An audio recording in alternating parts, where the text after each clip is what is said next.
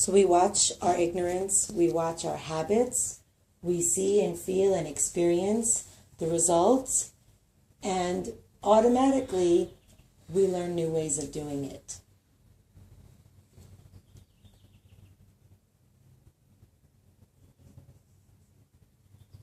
So we're going to introduce the next object of mindfulness, and this is a really helpful tool because you have it all the time and it's fairly neutral.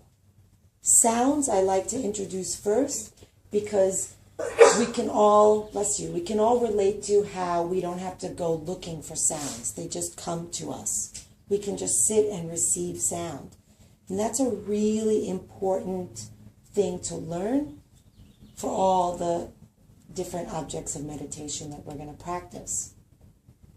But sounds can be liked and not liked, and loud and annoying and all this stuff.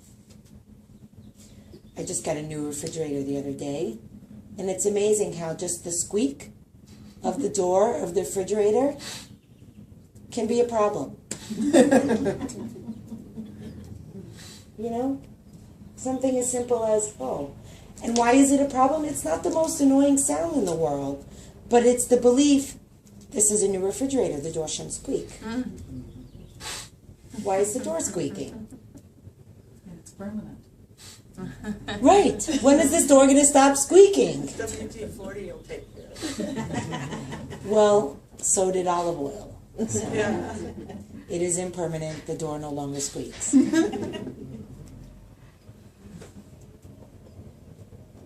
So we're going to start practicing with the breath, which is across many, many wisdom traditions and all sorts of contemplative practices and religions. The breath is used as a way to deepen one's experience within oneself,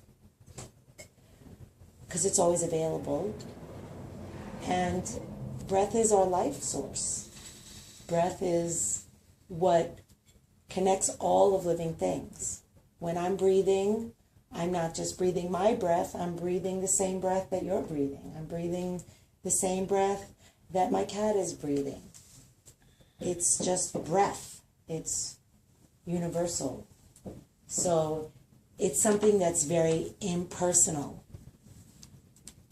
And so it's nice to have something that we don't get too attached to as mine, and that usually doesn't come with too much striving or too much judgment. So now that I've said that, if you find yourself striving with your breath or judging your breath, don't be thinking, oh, I'm a horrible meditator, I'm a horrible person, why is this happening to me? I'm the only one here. Everybody else is doing this right. I can't even breathe all of a sudden. You know, that's going to happen. At least 10% of you will have that experience. So if it's you, you're not alone. But generally we want to let the breath be comfortable and effortless. So this is different if you practice yoga or pranayama and there's a deliberate effort to breathe a certain way. You have to unlearn that habit. I did. When I started practicing in this way, I was breathing like yoga breathing. And I thought I was doing great. Until I learned that, no, you're not supposed to try to breathe any certain way. And it was hard. So just know that everything that we do, if it's new to you, it's going to be hard. It's like learning a new language. You know, the more you practice it, the easier it becomes, the more fluent you become. But in the beginning, it's hard. It's foreign. So just give yourself an out right now that you're not going to be perfect. I'm sure none of you are perfectionists. But, you know, if any of you happen to be, just see if you can not need to be perfect as we do this next practice. Okay? So again, just starting by closing the eyes. And, closing the eyes works for me, and it's often really helpful to close the eyes, to tune out the outside world, to more easily connect with what's happening inside of you. But if for whatever reason you don't want to close your eyes, just take your gaze down a couple of feet in front of you on the ground. Let your lids lower, and just keep your point of focus still and fixed on one spot. So you're not looking all the way around the room or at anybody else. Just gazing down or closing the eyes and gazing inside. And again, I'm just going to invite you to feel the ground or your chair underneath your buttocks. To let your spine be upright. Your belly soft and relaxed. If that image of being suspended by a hook coming down from the sky is helpful to you, you can hook back in and let the rest of the body hang down, just like a puppet, releasing down, letting the body relax, the shoulders, the jaw,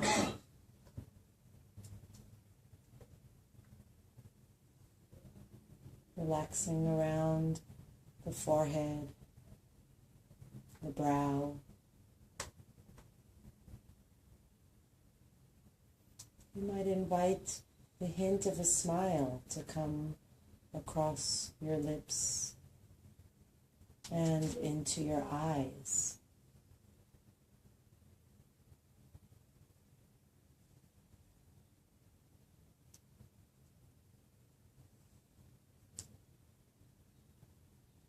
And then just notice your breath. Notice if the invitation to notice your breath already has you controlling the breath. That's okay.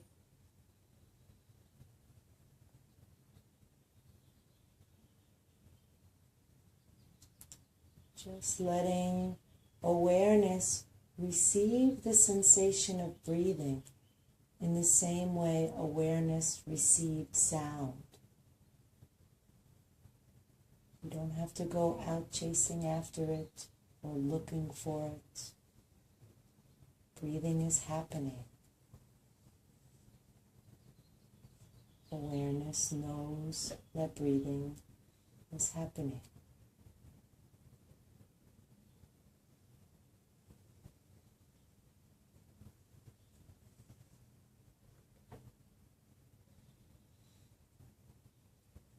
You might notice the breath most easily in one part of your body.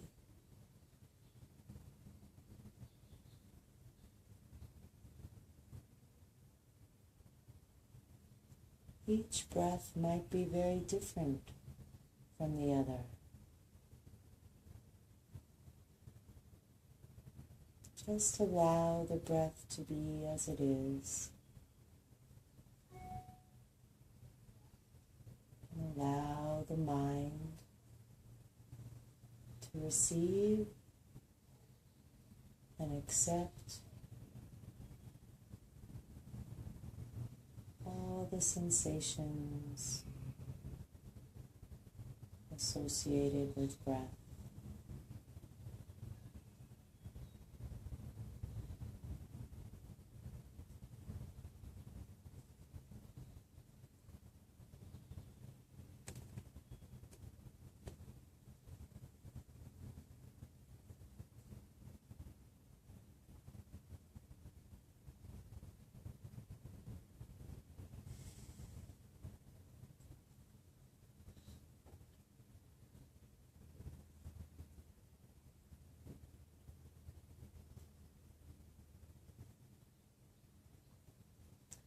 thoughts are going to come.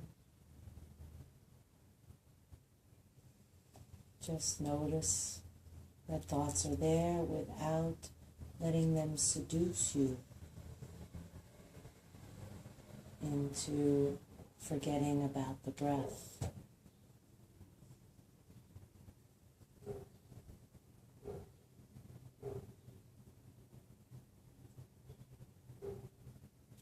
The moment you notice that you've been lost in thought is a moment to celebrate, because it's a moment of being present. It's a moment of mindfulness. In that moment of reconnecting, feel the breath.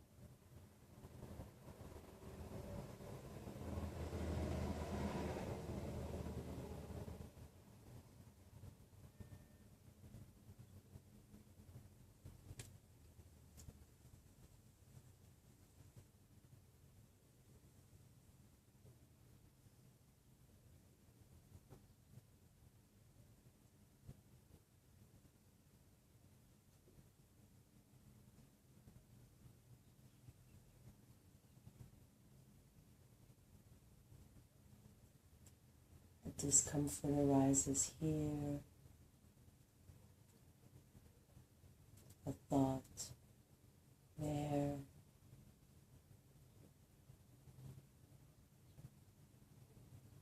You don't need to push them away. They're not wrong. You're not wrong for noticing them. It's totally natural. All of these things come along as part of nature.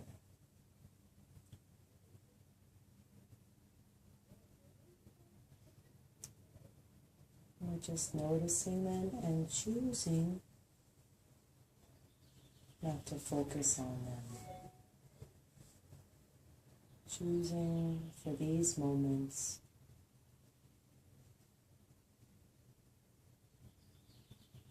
to follow the breath in and out.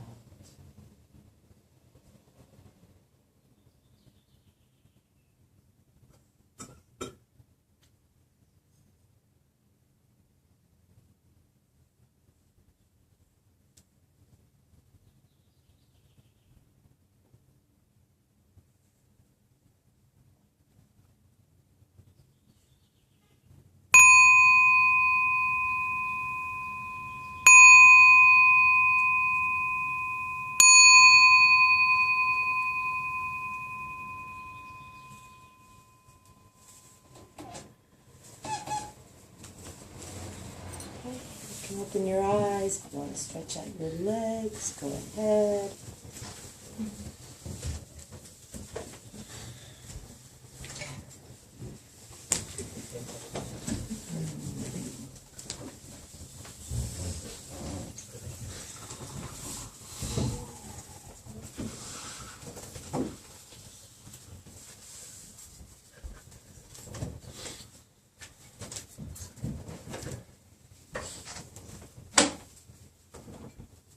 So I'm curious, was that harder or easier than sound? Speak up. Harder. Yeah. Why was it harder? Did anybody get a sense of why it was harder? Yeah, there wasn't anything to concentrate on, but there was. It wasn't as easy to concentrate on inside versus outside. Mm. She said it wasn't as easy to concentrate on inside versus outside. Anybody else? It's also rhythmic. It's easy to get lost in the rhythm. Ah. Say more? That's it? The rhythm becomes calming, and the more you focus on the inhale and the exhale, the more relaxed you become, and then the subconscious takes over, and then you're dreaming all of a sudden. So I had, several moments of, hey, focus on breathing, breathing. Notice not dreaming. You're not dreaming. You're in meditation class. Stop dreaming. Inhale, exhale. There's a bird. I have to go kill the bird. And I'm running outside to kill the bird. So that was hard.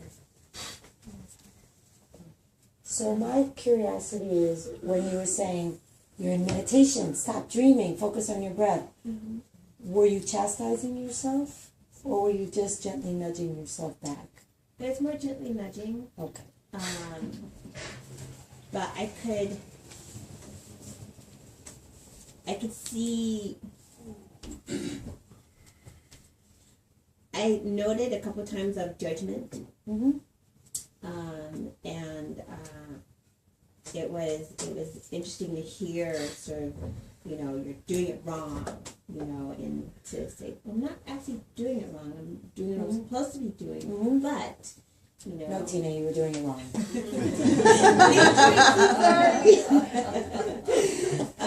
But also, on the other hand,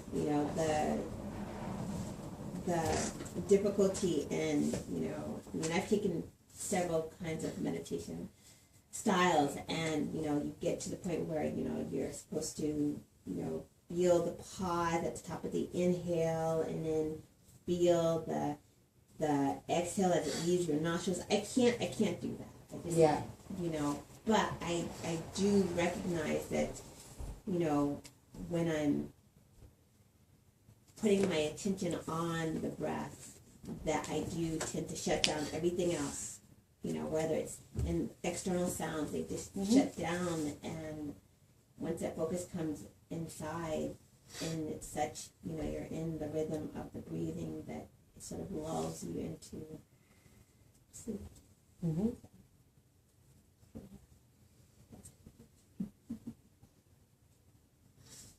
Anybody else get lost in fantasy? I noticed that once she said that, I noticed I did have a little dream thing. I don't remember what it was, but I just remember that it was, because after I came out of it, I just went, oh, that was a little deal. And it had nothing to do with reality. I don't even, but I just remember when I finished it and came back, I thought, oh, it was like a little dream. Mm-hmm. Yeah. Sure. The mind's doing that all the time. You're just not aware of it. How long do we meditate? It's probably about 10 minutes. How long did it seem? It didn't seem that long. About 10 minutes. Did it seem like an eternity to anyone? That's good. I was surprised to find that the breathing were easier, A, than I anticipated, and B, easier than the sound. Mm-hmm. The Yeah. sound, I kind of had to wait for a cue. Uh-huh. And the meditation, since you relieved me of the onerous chore of counting or measuring, it's like kind of like a child say, okay, finger paint any way you want. You don't have to stay within the lines Yeah. or do anything. So it actually flowed easier. Nice. Yeah, it's very free. There's nothing to do. The more you do, the less freedom you have. If you just sit there and let everything do itself and just be present for it.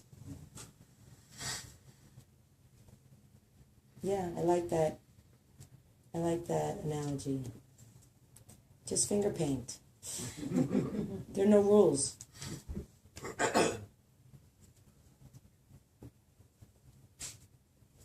Are we ready to move on to the next, or do we have questions about this? Ready? Okay. Closing the eyes again.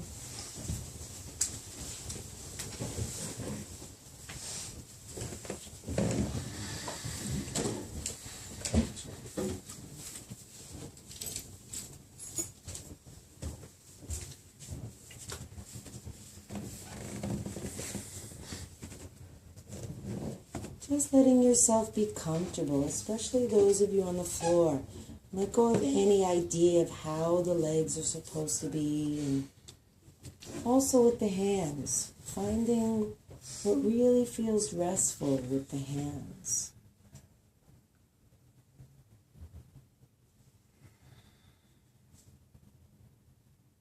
And again, connecting with the ground, noticing it through your buttocks, maybe through your feet, even relaxing the muscles around the buttocks and hips and allowing the sits bones to just release down through the musculature into the ground, into the chair.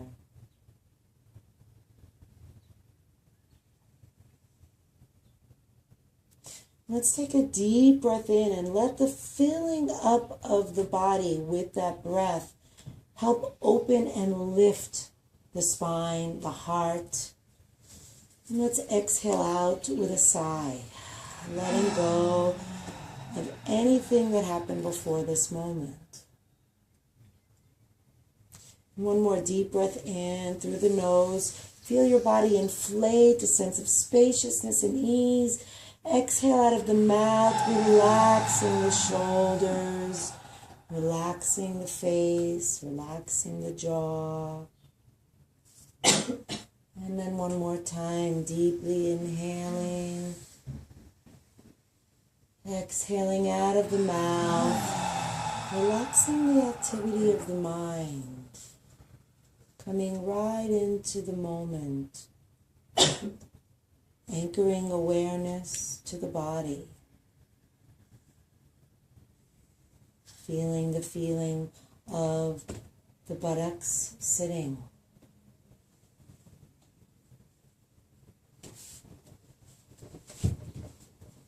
Feeling the feeling of the hands touching or resting. Really pay attention to the sensation. Let the sensation be like the sound was. Let it just fill your awareness. Just receiving sensation in hands. Maybe there's heat, maybe there's coolness, maybe there's tingling.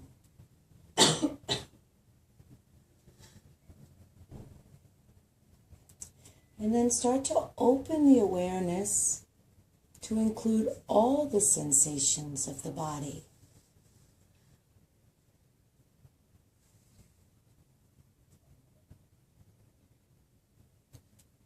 The feeling of the breath moving is a sensation. All the touch points are sensations. But also whatever's going on inside.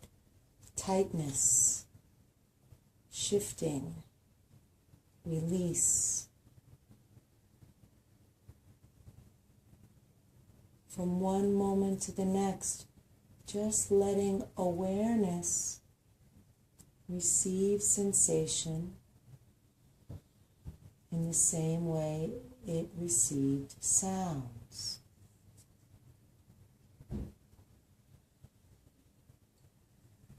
In a moment where there's no particular physical sensation that awareness recognizes, there's always still sensation of breath.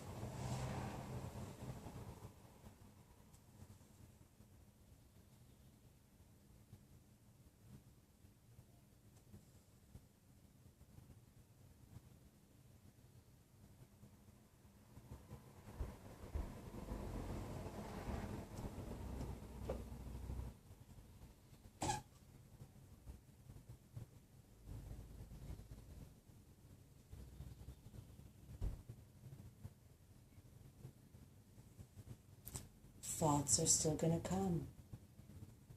Images, fantasies, drowsiness, agitation. When it comes, if you don't hold on, it goes. It's all like clouds drifting through the sky. Let it drift. Let your mind be particularly attuned to sensation. Seeing if you can feel them without judging them, without needing to fix them, without wanting or not wanting, righting or wronging, just the actual sensation, the pure physical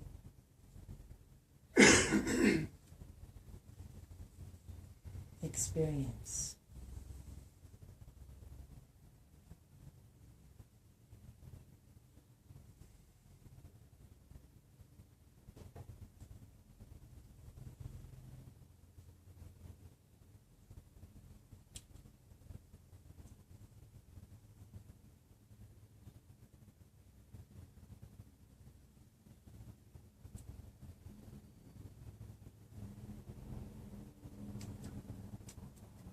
If something aches, be grateful that there is a sensation for mindfulness to focus on.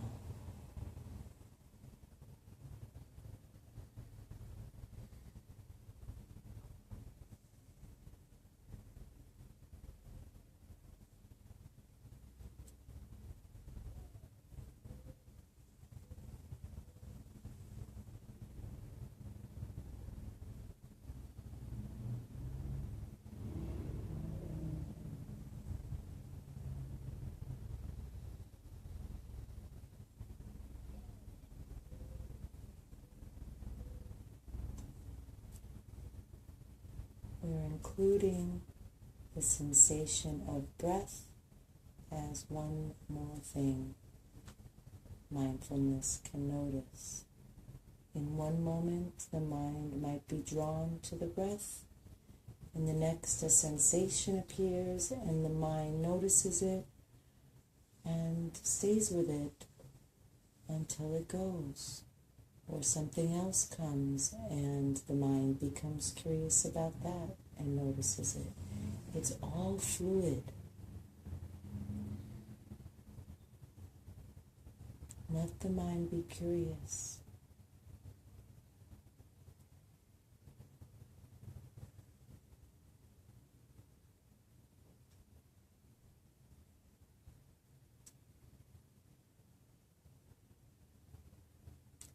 You don't have to hold on to it, and you don't have to push it away.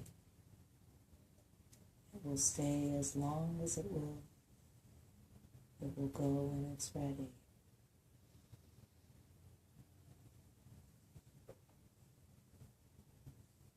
The mind will wander. Not a problem.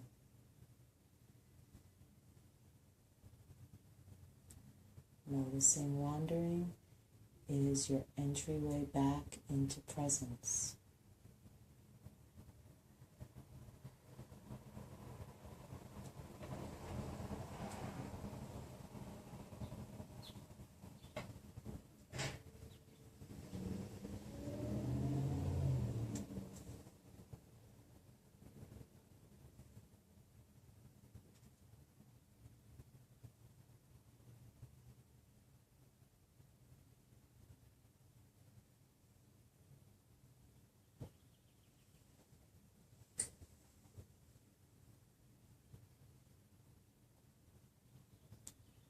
Now let your awareness open even more to include sounds.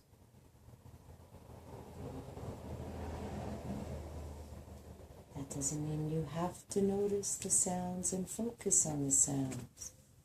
Sounds are simply welcome into the field of awareness.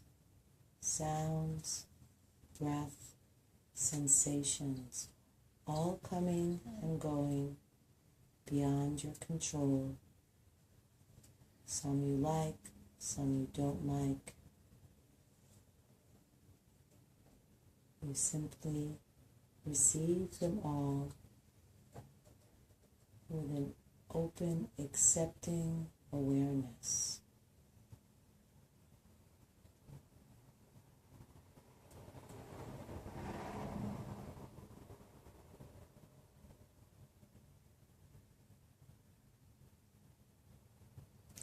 If you're hearing a sound and the sound goes away, what is there in that next moment?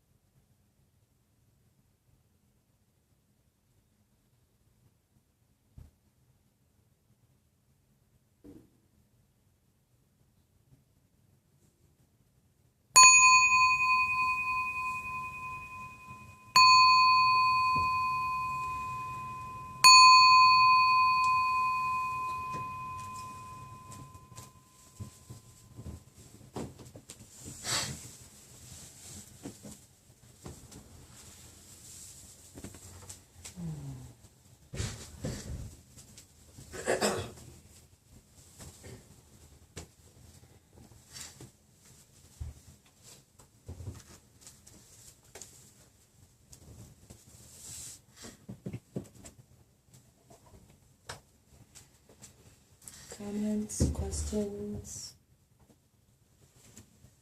So with three things, with sound and sensation and breath, you're basically kind of just jumping from one to the next and listen to whichever one happens to be there and then moving on to the next. So it's Yes.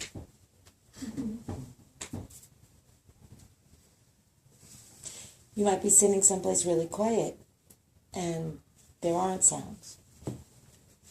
You might be sitting someplace really noisy and sound seems like all you can pay attention to. Either one is fine. It's more about being aware rather than what you're actually being aware of. Exactly. It's a metaphor for what we were talking about before, about the conditions in your life are not what's important, it's your response to it. So the objects are just there. You like them, you don't like them. They're nice, they're not nice. Doesn't really matter. This is what matters.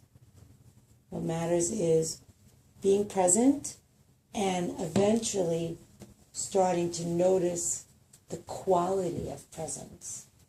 That's where we're heading. So first we're just practicing being present, but then you'll start to see the attitudes of mind that you're bringing. So you're hearing a siren go by and you notice the way the body tenses. You notice, the way you're responding, however that may be, compared to the bird chirping. That's what we eventually want to refine our mindfulness to notice. So yeah, the objects are just things that we react to so that we can start to pay attention to our reactivity.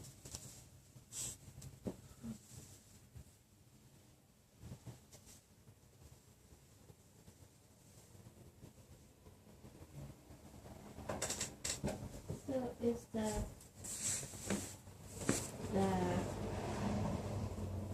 sort of goal is the wrong word, but it's the word that comes into my mind. Is the purpose to, when you're in a situation, be it traumatizing or not, is it to have the mindfulness to step back and look at the whole picture and then react? Or is it to not react at all? Or is it to just be passive? Yeah. It's a really good question. A lot of people tend to think that if you're mindful, then that means you're passive. That mindfulness means I'm just watching everything and I'm doing nothing. And it really doesn't mean that. It means that you have the presence of mind to choose what you do. That you're not on autopilot. If somebody curses you, you don't curse them back because you're just, reactive. You might notice, oh, that really hurt me, and feel that.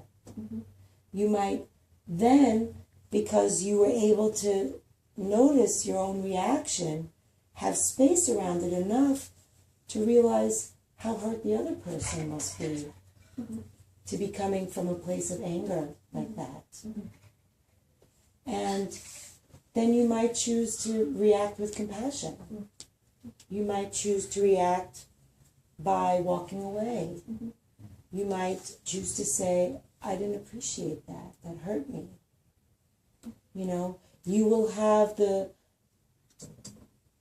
space around the activity to know what the skillful response is. And sometimes that is no action at all. But the idea is to not ever be stuck in reaction, not in habit, but like, okay, what do I feel? Acknowledge I'm angry and say, how do I want to respond to this? How do you take this practice and use it when you're happy? I mean, a lot of meditation, it's sort of, marketing is the wrong word, but it's sort of geared towards, your response to something bad, tragic, hurtful, whatever, So, I found out I got a new job. I'm super excited about it, and I want everyone to, how would that look if, be mindful, do I, I'm mindful that I've got this new job, but I'm mindful that my friend doesn't have this new job. Do I tailor that back to like, I'm so pleasing, blah, blah, blah, that I got the new job, How do you flip that around to where you approach mindfulness meditation towards something good, so that it's not always, you're sort of like Swiss Army knife of bad stuff. Right. So yeah. We're going to delve into that more specifically in week 7 or so. Okay. I'll go into that question. No, but in short, being happy is an experience. So you take it in. You feel it. You feel the way it feels in your body to be happy. And that's a great way to condition your mind toward being happy. Because scientifically speaking, we notice and register the unhappy experiences about 7 times more often than the happy ones. Biologically, our brains are made to be alerted to the unsafe, the unpleasant, the unwanted, in case they're dangerous and we need to be able to react. And the happy things, we just kind of like, oh yeah, we don't notice. So, somebody said either last week or at the intro, Thich Nhat Hanh, who's a meditation teacher, says, be happy when you don't have a toothache. We don't notice when we're comfortable, but it is a beautiful practice to bring mindfulness to being happy and to feel it. And also, all of the mindfulness that we do in the world is to help us learn how to be skillful, how to not just affect our own well-being, but others' well-being. Not to hurt others, not to use wrong speech, wrong action, to be kind, to be loving, to be caring, to be compassionate. So I love what you said about if you just got a new job but your friend is out of work, you know, maybe it isn't so bad to temper your excitement around that friend. And maybe if you're not mindful, you're like calling your friend and saying, I got a new job, without really recognizing that that might be hurtful to her or him. Not to say that you don't enjoy your good fortune just as much as you should. But when you notice it and you're mindful around it, mindfulness is not selfish. You know, mindfulness takes in everything and really includes the well-being of all. So you're allowing yourself to feel great and you're aware of how it might be best expressed to contribute to everybody else's happiness as well.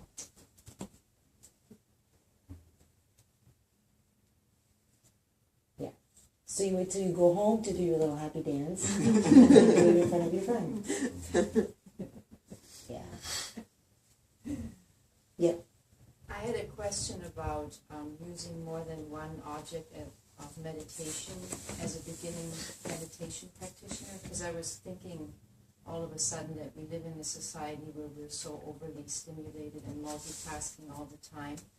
Because a couple of people had said that they were sort of semi-dreaming and they were just focusing on the breath. Right. So I think it's so important just to take in when we're only focusing on one thing, what arises in the mind. You know, we might feel boredom, we might feel agitated or irritated. You know, we're not used to just focusing on one thing.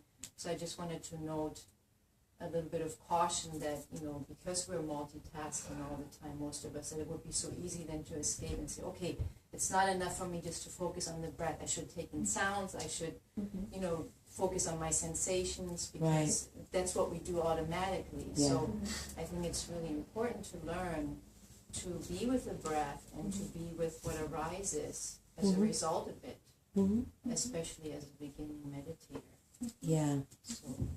It's true, and you know, there is a valid practice to just sit with the breath and only the breath. But it's not insight practice. And the reason why I'm teaching it, and well, for one, there's a time constraint. You know, I mean, I would love to be able to have you work with just sound for a month and just breathing for a month and add something new and have you work with it for a month. But, you know, 2 months from now, none of you will be here and none of you will be practicing. It's just the reality, you know.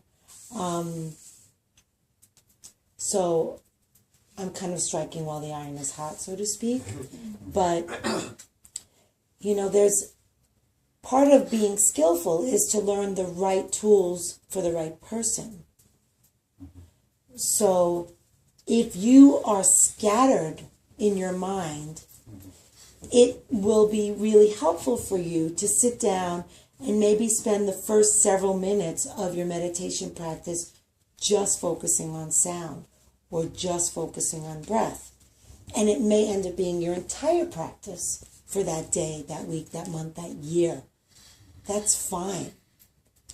But since I'm ultimately trying to communicate mindfulness, the reality is that we have all of our senses active at all times in the world.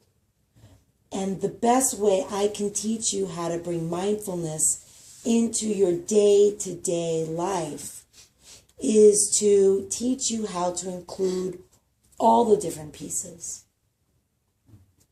Because you can become incredibly skilled at sitting in meditation just watching your breath, and ultimately get really focused and really concentrated and let your mind really quiet and still, which is beautiful. And then when you're out in the world, what happens? Can you focus completely on your breath and narrow your point of concentration to a pinpoint object, you can't. So how can you be mindful out in the world if the only way that you've learned mindfulness is focusing on breath? It's hard. So generally, practitioners learn first to focus on breath, and then after a while, they start to include the other stuff. But to have you come back week after week after week of just practicing on the breath, you know, it just doesn't seem practical. It worked for the Buddha. Yeah. Yeah, he didn't live with all these devices and all this. He had his own, he hasn't even had his own struggles. But, you know, the Buddha taught specifically some of the monks that he taught, he said, go into the forest and just practice this. And it was certain breathing. And it was not just focusing on the breath. It was specifically maybe a particular breath practice. And then other monks, he said, you know, go do Vipassana, which is include all of the, you know, all of the sense doors. And, you know, be aware of the mind and be aware of everything. And ultimately, the Buddha did all of it. He learned how to concentrate his mind, and then he learned how to take in all the different things, you know. But the truth is that